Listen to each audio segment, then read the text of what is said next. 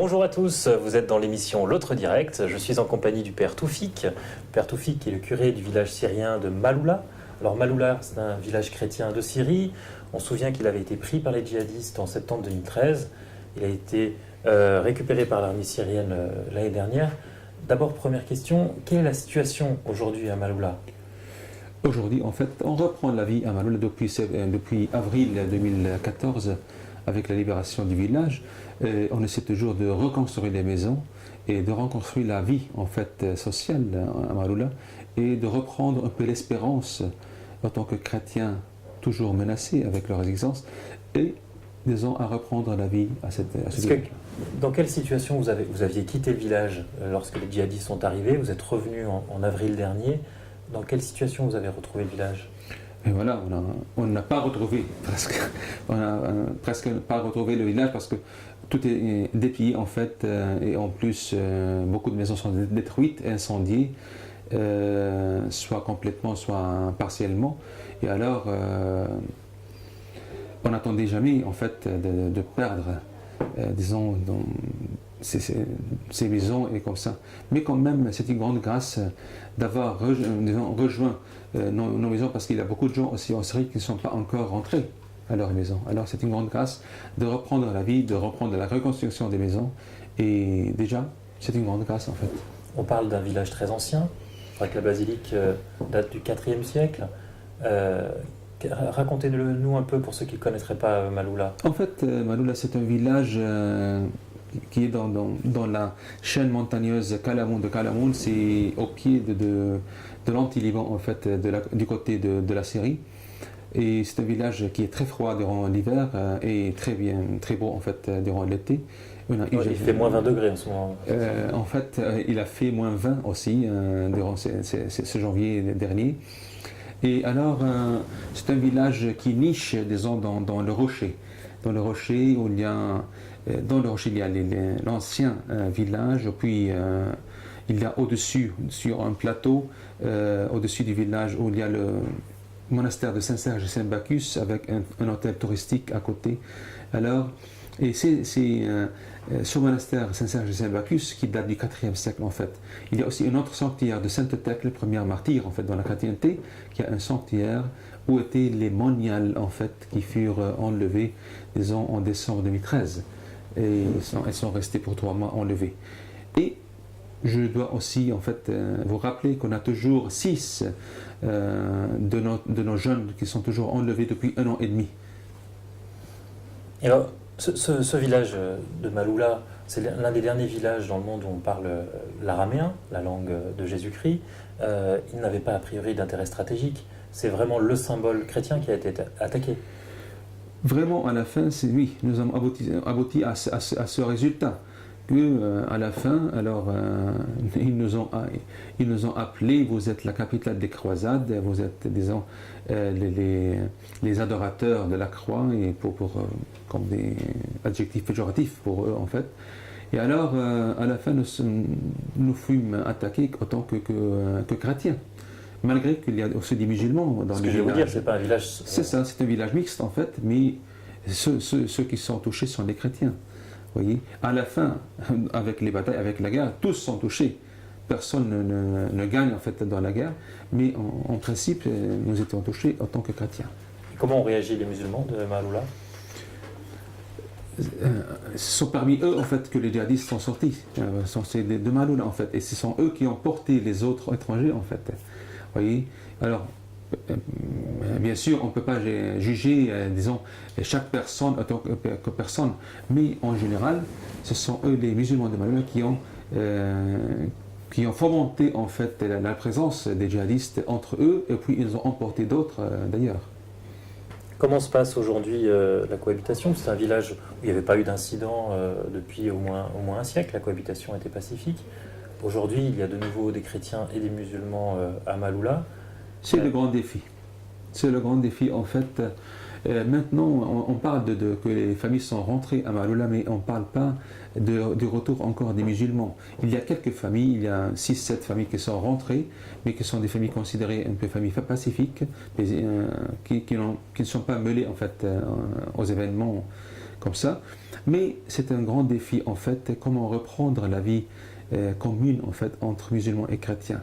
Étant en tant que curé de la paroisse, en fait, j'ai une grande tâche à achever, c'est d'aider les paroissiens à pardonner, parce que sans le pardon et de l'autre côté sans la conversion aussi, on ne peut pas en fait reprendre une vie commune ensemble. La conversion. Conversion, de reconnaître, disons, ce qu'on a commis disons, comme faute sociale, comme faute devant le voisinage en fait. On vivait ensemble, on partageait soit les deuils, soit les joies ensemble, et alors nous sommes poignés dans le dos en fait. Alors comment persuader... Poignardés dans le dos? Oui. Oui. Comment persuader nos jeunes à pas avoir le cœur plein de rancune? Comment persuader les jeunes à pas avoir, disons, de la haine dans le cœur? C'est difficile, mais en tant que chrétien, on ne peut pas ne pas avoir ce choix. Alors vous essayez de porter un message de paix dans une situation difficile. Il y a quand même une ambiguïté. Aujourd'hui, vous venez en France. Je vais vous interroger sur le message que vous souhaitez porter. Parce que ce message, aujourd'hui en France, il est surtout relayé par... vous avez été reçu par le maire de Béziers, dont on connaît la proximité avec le Front National. Vous êtes relayé par des sites d'information type Islam contre Occident. Comment vous voyez le fait que votre message de paix, de réconciliation, est porté aujourd'hui et est appuyé aujourd'hui en France par des gens qui portent plus une vision de guerre des civilisations? Oui. Premièrement, en fait, on doit éclaircir que je suis pas, je me mêle pas dans la politique interne, en fait, soit de Béziers, soit de la France. Je suis invité par le maire de Béziers en tant que maire de Béziers. Et moi, je ne sais pas à quel parti il appartient ou il est proche de quel parti. C'est pas mon devoir, en fait.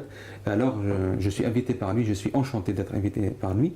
Et quand même, alors... Robert Ménard, il a été élu avec le soutien du Front National, qui est un parti d'extrême droite en France. Oui, d'accord, mais je ne me mêle pas dans cette situation. En fait, moi-même, je suis ravi d'être invité par un Français, en fait, pour venir à me présenter, à témoigner en fait notre vie, notre expérience à Maaloula, et comme ça.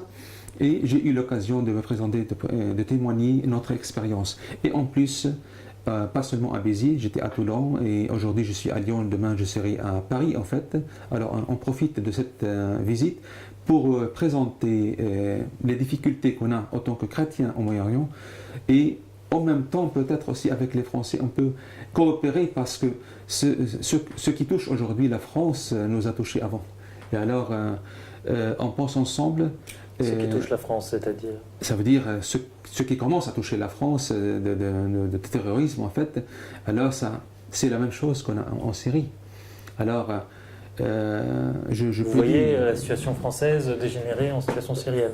Je n'espère pas que ça dégénère ici en France, mais en fait, si on nourrit le terrorisme dans un côté du monde, on sera touché quelques jours par ce terrorisme. Et voilà. Alors comment? Je suis désolé de le dire que la France a nourri en fait le terrorisme en Syrie. Et voilà, malgré qu'on combatte ce terrorisme en Mali par exemple. Vous voyez? Et pour cela, nous sommes étonnés par cette politique française quelquefois. Et nous malentendons cette politique française en Syrie. Alors c'est tout le paradoxe de la situation de Maaloula, mais de la situation de la Syrie plus généralement. Bien sûr. Les Français naturellement se sont sentis solidaires du printemps arabe, de cette aspiration à plus de liberté, à plus de démocratie. Cette aspiration qui a été... Bachar el-Assad a répondu par une répression terrible. L'ONU parle de 4000 morts. Vous dites ça. Vous êtes arrivé. Vous dites ça. Vous n'êtes pas bien informé en fait. Vous dites ça. Je dis autre chose en fait, bien contraire à ce que vous dites en fait. Je suis sur le terrain. Je vis avec Bachar el-Assad. Je vis avec les Syriens et je sais bien. Il a été un des premiers à venir à Maaloula d'ailleurs juste après que l'armée syrienne l'ait revenue. Bien sûr en fait. Bien sûr. Si vous l'aviez vu à ce moment-là, vous lui auriez dit quoi? Merci. En tant que président de la République, en fait, il accomplit sa tâche, en fait, en tant que président de la République, il a une grande tâche à accomplir et je prie pour lui en tant que chrétien, en tant que curé en fait, d'une paroisse, et je prie pour lui parce Pour vous, qu'il il est n'a pas président. massacré son peuple. Il ne massacre pas son peuple, en fait. C'est vous qui dites ça. Alors je suis désolé que vous dites ça. En fait. Il y a beaucoup d'observateurs étrangers, beaucoup d'observateurs indépendants qui ont constaté ça. Vous avez tort de le dire. L'utilisation d'armes chimiques, ce sont le constat de journalistes qui l'ont fait. Je respecte votre point de vue, en fait, mais vous avez tort. Là, c'est pas un point de vue, ce sont des journalistes du monde entier qui étaient présents. Et notamment des journalistes du monde qui ont apporté la preuve de l'utilisation d'armes chimiques. Contre la population. La première victime dans les guerres, c'est la vérité. Et je suis désolé qu'un pays comme la France et comme des journalistes en fait français, d'être mal informés en fait de la situation en Syrie. Je suis désolé pour le dire en fait, mais c'est la vérité en fait. Je sens une grande manipulation qui s'est passé dans cette guerre. On comprend un peu aussi, si votre point de vue, le village de Maaloula, vous avez un peu le choix entre les djihadistes ou l'armée de Bachar el-Assad. Ce n'est pas un choix qu'on souhaite à beaucoup de gens. Alors, qu'est-ce que vous faites? Est-ce que vous choisissez entre un djihadiste et un gouvernement légal? Est-ce que vous permettez de choisir entre un gouvernement légal et un djihadiste? Moi, je vous reçois pour essayer de vous comprendre votre position, notamment en tant que prêtre, en tant que chrétien. J'ai du mal à voir... Pas seulement en tant que chrétien, mais en tant qu'un être humain. Quelqu'un qui était un terroriste, en fait. Est-ce que quelqu'un se permet de choisir entre un terroriste et un gouvernement? Un gouvernement qui massacre son peuple. Que vous ne vouliez pas le voir, c'est une chose. Je suis pas d'accord avec ce que vous dites, monsieur, parce que c'est fort, c'est faux. C'est faux. Vous avez tort, en fait. Vous avez tort. C'est le gouvernement syrien. C'est une manière de voir les choses. Vous regardez les massacres que d'un côté, c'est le gouvernement syrien, en fait, il est un gouvernement. Alors, je veux dire que c'est un démocrate, Bachar el-Assad? Je veux pas dire en fait qu'en France, peut-être un jour vous aurez peut-être, et je n'espère pas en fait, vous aurez des conflits entre le gouvernement et des terroristes sur le terrain. Est-ce qu'on pourra dire que le gouvernement massacre ces gens? On parle d'utilisation d'armes chimiques. C'est l'ONU qui fait état de 4 000 morts. C'est le grand mensonge de la politique occidentale. Mais pourquoi la politique occidentale mentirait? Elle n'a pas intérêt. Ça lui complique la situation, parce qu'en face, ce sont les djihadistes qui sont aussi, vous l'avez dit, nos principaux ennemis aujourd'hui. Il n'y a pas d'intérêt à mentir. Il y a des réalités qui sont complexes. Est-ce que peut-être... Nous espérons d'être au royaume de Dieu, en fait, de ne pas avoir des gens qui mentent. Est-ce que dans la politique surtout. C'est ça aujourd'hui qui fait que vous n'êtes pas reçu, notamment que ce soit à la mairie de Lyon, mais que ce soit non plus par l'archevêque. Vous avez été reçu, je crois, à l'église Saint-Georges. On retrouve les chrétiens, on va dire, un peu traditionnalistes qui vous invitent, qui vous accueillent, mais votre message peine à diffuser au-delà, on va dire, de gens qui sont quand même dans une logique de... Pas d'islamophobie, mais quand même de guerre des civilisations. Quand même, alors, on a à coopérer ensemble, à avoir un monde meilleur. Alors, si on ne cherche pas la vérité, si on a quelque chose dans la tête, toujours à pousser pour montrer, en fait, que nous avons, disons, le droit, je dis que on doit chercher comment coopérer pour avoir un monde meilleur. L'Europe et la France surtout ont fait coopérer avec le gouvernement syrien avant cette guerre. Et la Syrie était un candidat en fait pour la coopération européenne et iranienne. Et ça exigeait beaucoup en fait au gouvernement syrien. Et le gouvernement syrien réagissait positivement avec ces choses-là. Je ne sais pas pourquoi la politique française et la politique européenne s'est changée. C'est à vous de voir les causes. Parce qu'il y a eu le printemps arabe. C'était un hiver très dur. C'était un hiver très dur. Et c'est à vous de juger quels sont les fruits de ce printemps, en fait. En Libye, en Tunisie, en Égypte, et voilà, En Irak, avant, où les chrétiens étaient en fait dans une situation donnée après que les Américains sont entrés en Irak, on a perdu les 2 tiers des chrétiens. Et ceux qui restent, c'est seulement parce qu'ils n'ont pas pu sortir de l'Irak. Qui a créé cette situation qui pousse en fait les chrétiens à vider le Moyen-Orient? Ce sont ces politiques malignes en fait. Alors, si on parle de la France, pour le coup, par rapport à la guerre Aussi d'Irak, la France. il y avait une Aussi la opposition politique française. forte. Aussi la politique française en fait. Surtout en Syrie aujourd'hui. Peut-être en Irak, la politique française n'était pas toujours avec les Américains, avec ces politiques suicidaires. Vous voyez? Mais aujourd'hui en Syrie, on nourrit le terrorisme en Syrie et on le combat en même temps en Mali. C'est une politique suicidaire en fait.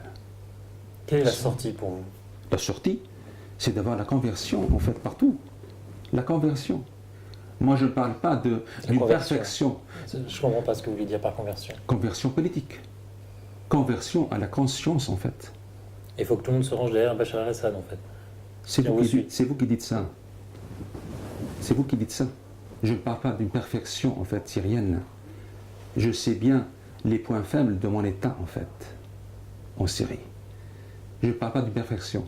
C'est vous qui poussez à parler, à me faire parler des choses. Mais je n'ai pas dit ça. Et alors attention. Attention, chacun a ses points faibles, même la France. Attention. Attention. Alors, c'est à nous de chercher comment améliorer ce monde.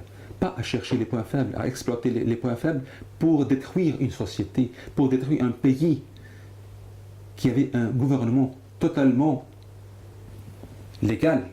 Un gouvernement. En Syrie, il y a une constitution. Comment parler de la liberté en France à propos de la Syrie et avoir des amis sans des constitutions dans leur pays? Des pays amis de la France qui n'ont pas des constitutions. Est-ce qu'il n'y a pas, disons, un besoin de liberté dans ces pays? Pourquoi ne pas parler de ces pays en France? Alors, c'est le mensonge dans la politique. Et alors, pour cela, on doit bien faire attention qu'en Syrie, on a une constitution, on a un gouvernement. C'est pas parfait. C'est partout, c'est partout qu'il y a une imperfection, avec une certaine manière. Mais en Syrie aussi, on pouvait faire quelque chose. On améliorait, on travaillait ensemble. Autant que citoyens, avec le gouvernement, on travaillait ensemble pour améliorer. On a beaucoup à avoir des réformes. En 2006, par exemple, je vous donne un exemple. En 2006, on a eu une loi pour les citoyens, disons, catholiques en Syrie. Avant, ces citoyens chrétiens devaient, par exemple, suivre des lois musulmanes à propos des statuts personnels, par exemple. En 2006, on a eu une nouvelle loi qui respectait les statuts personnels. Pour vous, il y avait un régime qui était mieux que la situation actuelle. On comprend votre vision. Je trouvais que c'était intéressant. J'ai un régime, j'ai un gouvernement. C'est vous qui dites un régime. Alors, ce sont tous des adjectifs, en fait, des préjugés, en fait, que vous avez, avec lesquels je ne suis pas d'accord. J'ai un gouvernement. Je n'ai pas un régime. J'ai bien vu qu'on ne lèvera pas ces points de désaccord. Je trouvais intéressant de vous recevoir, de vous écouter, pour comprendre aussi pourquoi il y a un malaise autour des chrétiens d'Orient qu'on ne sait pas aujourd'hui bien comment recevoir. On voit qu'aujourd'hui vous êtes globalement pas reçu, ni par l'archevêché, ni par la ville. Je remercie en fait le peuple français, mais je remercie le gouvernement français. Ce sont des choses, en fait, on doit remercier quand on a à remercier, et on doit contester quand on a à contester, en fait. Juste pour finir cet entretien, j'avais une dernière question. J'ai entendu votre intervention devant des collégiens qui étaient enregistrés, et vous leur dites « J'aurais peur d'être prêtre en France, ce serait plus difficile pour moi d'être chrétien en France. Regardez à quel point nous sommes arrivés avec un pays qui était considéré comme chrétien par le passé. Aujourd'hui, les défis de la foi chrétienne en France sont plus grands qu'ailleurs. » Qu'est-ce que vous vouliez dire aux chrétiens de français aujourd'hui? Soyez des chrétiens malgré tous les défis que vous avez en France. Et si je vous entends presque, il faut se préparer à une guerre? Non, ce n'est pas. C'est pas un message de réconciliation. Ce n'est pas l'esprit des chrétiens de préparer pour une guerre, parce que nous sommes déjà dans une bataille, monsieur. Le chrétien est toujours dans une bataille contre les forces du mal de ce monde, en fait. Vous voyez? Alors, ce n'est pas aux chrétiens d'être à l'aise, en fait, dans un monde hostile. C'est peut-être les forces du mal pour ceux qui ont moins de culture religieuse. Quand vous dites forces du mal, vous parlez des musulmans? Non, Je parle forcément. J'imaginais cette réponse, hein, je la pose pour vous permettre de le dire. Vous essayez toujours de pousser les choses à... Non, en fait, je parle des forces de mal dans le sens que chaque puissant dans ce monde qui ne travaille pas pour un monde meilleur, il travaille pour le mal. Chaque puissant dans ce monde est responsable de ce qui se passe dans ce monde, en fait.